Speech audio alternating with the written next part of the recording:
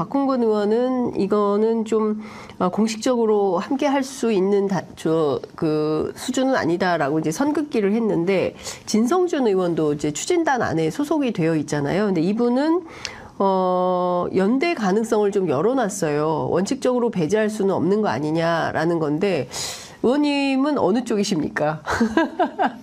박홍근 단장의 고민을 네. 충분히 이해하고 그것이 추진단의 공식 입장은 아니지만 네. 협상의 대표자로서 그 뭐랄까 협상을 해야 되는 파트너들이 있는데 네. 그 파트너들하고의 관계나 신뢰 등을 고려하면 일단 거기에 충실하는 게 맞지 않겠습니까? 네. 네, 이제 그런 면에서 박홍근 단장의 고민이 있는 것 같고 네. 이제 진성준 의원의 고민을 제가 들여다보진 않았습니다만 네. 이제 그 외의 것에 대한 고려 이런 정도 아니겠습니까? 네. 그 어찌됐든 지난번에 그 이재명 대표가 이른바 광주 선언을 통해서 통합형 비례정당을 하자라고 제안을 했고요. 여기에 이제 말씀 주신 대로 원내 정당들, 녹색정의당, 그다음에 이제 진보당, 그리고 용해인 의원이 이끌고 있는 새진보연합, 네. 이렇게 이제 세 주체가 민주당하고 같이 이제 협상 파트너로 엔드 시민사회. 엔드 시민사회. 네. 예. 그런데 시민사회는 사실은 약간 중재자 역할이지 본인들이 정치 진출을 할 뜻도 있는 건가요? 몇 가지 변수가 있을 수 있죠. 아, 그래요? 특히 이제 그동안은 시민사회가 일종의 중재자 역할을 네. 해왔는데 그 원내 의석을 갖고 있지는 않지만 정당 형태를 띠고 있는 더 작은 소수 정당들 중에 진보적인 네. 우리는 왜 안 껴주냐 이런 데도 있고요. 예. 또 진보당과 새진보연합은 민주당과 함께하는 비례연합 정당의 참여 의사를 이제 밝히고 있지만 네. 녹색정의당은 향후에 어떻게 될지 약간 변수가 있는 거 아닙니까? 네네.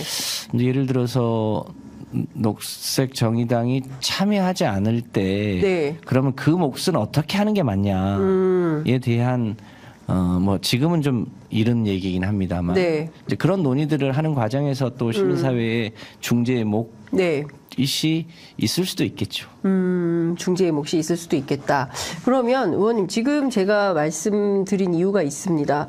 일단 협상을 하자고 테이블을 열었는데 이 자리에 녹색정의당이 참석을 하지 않았어요. 그러니까 지금으로 보자면 녹색정의당이 이 트랙에 같이 올라타서 함께 협상을 할 가능성이 낮은 것은 아닙니까? 안 들어올 가능성이 높은 거 아닙니까? 그 역시 정치는 생물이라 알 수 없습니다만 녹색정의당 내에 이 흐름에 함께해야 된다고 생각하시는 분들도 있고 네. 독자적으로 하자는 분들도 있는 걸로 알고 있습니다. 네. 그러니까 그것을 어떤 방식으로 의사결정을 할지에 대한 내부 논의를 하고 있다고 들었습니다. 그러니까 조금 더 지켜봐야 되지 않을까요? 근데 내부에서 뭐 제가 실명을 직접 거론할 수는 없지만 뭐 반대하는 분들은 아주 강력하게 반대하고 또 찬성하는 분들은 저기 당에 들어온 지 얼마 됐다고 그렇게 세게 반대하시냐 이렇게 하시는 분들도 계시고, 그러니까 당내의 갑론을박이 상당히 이제 격하게 진행이 되고 있고, 김준호 전 비대위원장 지금은 대표, 네. 공동대표인데 어쨌든 이분은 좀 적극적으로 결합을 해야 되는 거 아니냐라는 생각을 좀 갖고 계신 것 같아요. 지금 윤석열 정권 심판이라는 큰 틀에서 보자면 함께 해야 될 필요성이 있는 거 아니냐. 그 점에서 보면 조국 전 장관과 함께 하긴 조금 어렵다. 이런 입장인 것 같아요. 그러니까 조국 전 장관의 새로운 당이 들어오게 된다면 같이 하기 어렵고, 안 들어온다면 같이 할 여지가 있고, 이런 스탠스라고 봐야 됩니까? 지금 조국 전 장관 신당의 참여 여부가 녹색정의당이 이 비례연합정당에 참여하느냐 마느냐의 주요 변수는 아닌 것 같은데. 핵심은 그러면 어떤 거라고 봐야 될까요? 그러니까 독자적으로 일종의 그 생존할 거냐? 네, 생존할 거냐, 네. 아니면 비례연합정당 틀 안에 들어가서 함께 예. 싸울 거냐, 예. 이 부분에 대한 판단이 우선인 것 같고요. 네. 조국 신당과 관련한 것은 아마 부차적인 변수로 보여집니다. 그렇군요. 그럼 의원님 지금 보면 원내 정당들끼리 지금 하고 있기는 한데요. 각 당이 다 이제 사정이 조금씩 다르잖아요. 어쨌든 민주진보의 맏형격인 민주당은 굉장히 큰 정당이고 그 다음으로 큰 당이 이제 녹색정의당이고 그리고 이제 진보당 그리고 또 그 새진보연합 이렇게 있는데 사실 그 지역구가 사실은 제일 중요할 수 있고요. 지역구를 어떻게 정리조정할 거냐. 예컨대 뭐 당선 가능한 야당 전술을 써서 민주당 중심으로 판을 짜고 비례를 좀 조정하는 이런 방식으로 할 거냐. 아니면 기존에 있는 진보 정당들이 이제 차지하고 있는 지역구 의석들이 있지 않습니까? 이제 여기에 민주당이 무공천하는 방식으로 그 지역구를 보장해주는 전술을 쓸 거냐. 지역구는 뭐 이렇게 하고 뭐 일단 지역구부터 이런 전술에 대해서는 좀 민주당은 어떤 생각이세요? 지금 그러니까 큰 틀로 보면 세 가지가 작동하고 있는 겁니다. 네. 소위 이제 정책 연합과 관련해서 네. 이 소위 이 비례 연합 정당에 참여하고 있는 정당들이 국민들에게 우리 총선에서 이런 비례 연합 정당을 만드는데 네. 이 정당이 무엇을 지향할 거냐. 예를 들면 이제 윤석열 정부가 초유의 거부권을 무한정 네, 네. 하고 있는데 네. 그 거부된 주요한 법안들이 있지 않습니까? 그렇습니다. 양곡법도 있고 간호법도 네, 있고 예. 노조법 2, 3조도 예, 있고 예. 방송 관련한 법도 있고 예. 이런 법들이 담고 있는 사회적 가치들이 지금 다 무너지고 있는 거죠. 훼손되고 지체되고 예, 있는 거잖아요. 그리고 더 중요하게는 검찰 개혁의 완성 뭐 이런 문제가 있는 거고요. 네. 그래서 큰 틀에서 이 여기에 참여하고 있는 정당들이 예. 총선 이후에 어떤 것을 공동으로 지향할지를 보여주는 정책 연합이고 네. 그리고 이제 소위 비례연합 정당에 이제 세부적으로 들어가면 소위 이제 어느 정도로 당선이 가능하냐, 네. 그 당선이 가능한 것에 대한 소위 이 참여의 비중, 네, 비율 예, 예. 이것을 각각 어떻게 조율할 거냐, 예. 이게 이제 비례연합 예. 관련한 거고, 예. 소위 지역구 단일화는 그러면 어떻게 할 거냐, 예. 지금 말씀하신 예. 그 부분은 그럼 어떻게 조율할 거냐인데. 예. 이거를 각각 나눠서 하기는 어려울 것 같고요. 큰 틀에서는 일종의 일괄 타결할 수 있는 것을 원칙으로 해서 진행을 하고. 예, 예, 예. 근데 뭐 그렇다고 해서 그걸 다 뭐 그럼 타결이 안 되면 그러면 없던 일로 해 이렇게 하기도 어렵기 때문에 네. 기본적으로는 비례와 지역구의 단일화 문제를 한꺼번에 논의하고 네. 그 과정에서 이제 소위 최대 공약수를 예. 찾아가는 과정이 일종의 정치 협상 과정이라고 봐야죠. 머리가 그려집니다, 어머니. 그 일종의 이제 제일 중요한 건 사실 정책연합은 좀 쉬울 수 있을 것 같아요. 예, 왜냐하면 이거는 뭐 다 대체로 동의하는 바가 크기 때문에 이미 이제 그 연합해서 이 정책을 해왔던 거기 때문에 이거는 쉽고 중요한 것은 비례와 지역구 단일화 여기에서 최대 공약수를 찾아가는 과정인데 얼마나 더 크게 할 거냐 누가 더 많이 내어주고 뭐 이렇게 할 거냐는 거 아니겠어요? 그러니까 그러면 결국에는 민주당이 양보를 어느 대목에서 어떤 것을 양보할 거냐 이게 되게 중요한 포인트인데 민주당은 어떤 생각입니까? 그러니까 이 비례연합정당을 만드는데 참여하겠다. 우리가 독자적인 소위 위성정당을 만들지 않고 네. 국민의힘처럼 예. 비례연합정당에 참여하는 것 자체가 사실은 큰 양보 아닙니까? 예.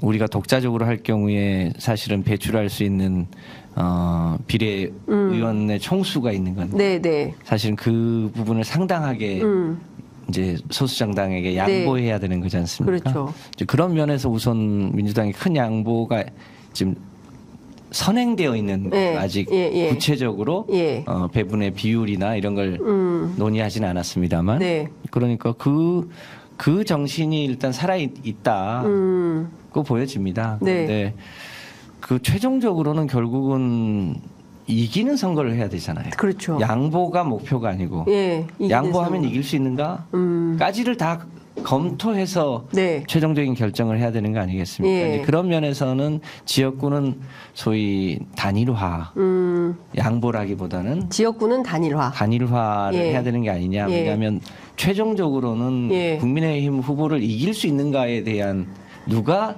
더 이길 수 있는가 이건 좀 검증이 필요한 것이기 때문에 네. 그것도 포함해서 아마 협의를 하게 되지 않을까 싶습니다. 그런데 후보 단일화를 하려면 과거에도 우리가 많이 봤지만 이 단일화 협상 과정에서 깨지고 막 이건 뭐 지난 대선 때도 마찬가지였던 것 같고요. 뭐 여론조사로 합니까? 그건 뭐 방법이 주체들끼리 예, 협의하기 나름이겠죠. 예. 근데 여론조사 그러니까 후보 단일화를 했을 경우에는 민주당에게 굉장히 유리한 거 아닌가요? 그것도 다 포함해서 검토해야 되겠죠. 네. 그러니까 단일화 협상이 제일 중요하고 여론의 지형에서는 민주당이 더 지역에서는 훨씬 유리할 것 같은데요. 그러면 예컨대 이제 뭐 제가 좀 구체적으로 설명을 좀 드리자면 전주의 강성 의원, 그 다음에 고향의 심상정 의원, 그 다음에 이제 울산의 그 진보당 의원들을 좀 해볼 수 있을 것 같고요. 이 동네마다 이렇게 나서는 것들. 그렇습니다. 부산도 있고 창원도 있고. 부산도 있고 창원도 있고. 예, 이런 데는 그러면 기본적으로 조국 전 장관이 주장했던 지역구에서 윤석열 심판을 위한 1대1 구도를 만드는 게 굉장히 중요하다라고 얘기를 했는데요. 그러면 이 방식대로 가게 된다라고 볼 수 있을까요? 여기에 대체로 주체들이 동의합니까? 1대1 구도를 만들어야 된다는 데에 대해서는 아마 대체로 합의가 가능하지 않을까 싶습니다만 네. 제가 협상의 주체는 아닌데 네. 그런데 누구로 1대1을 할 거냐 네. 이 부분에 대해서는 협의를 해봐야 하겠죠. 이제 그런 면에서 비례를 어느 정도로 네. 각 당이 배분할 거냐 방식을 어떻게 할 거냐 이런 거하고도 사실은 다 연동되어 있는 문제라고 봐야 합니다.